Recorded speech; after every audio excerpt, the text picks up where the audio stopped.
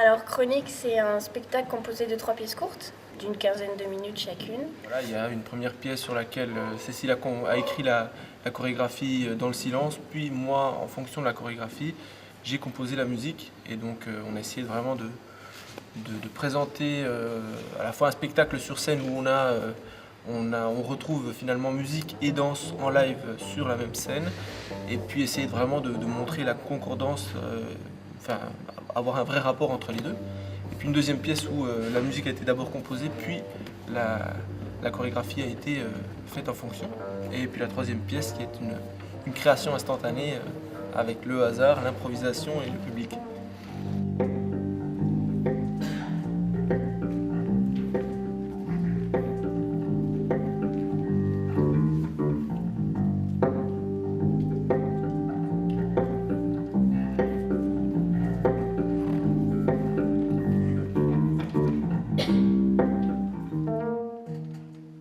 Cette opportunité de travailler sur ce plateau-là avec les moyens techniques se trouvant dans une des salles les plus importantes de Besançon, mine de rien.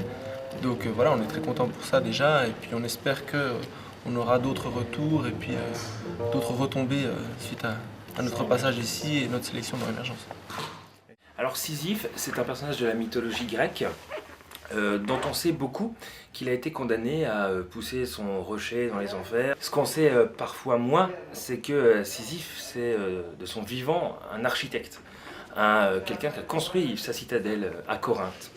À cette fable mythique-là, il m'a paru intéressant d'ajouter un petit duo de savants qui, eux, sont dans une démarche de recherche globale du monde, essayer de comprendre comment ça marche, pourquoi ça marche, comment faire des liens entre des trucs.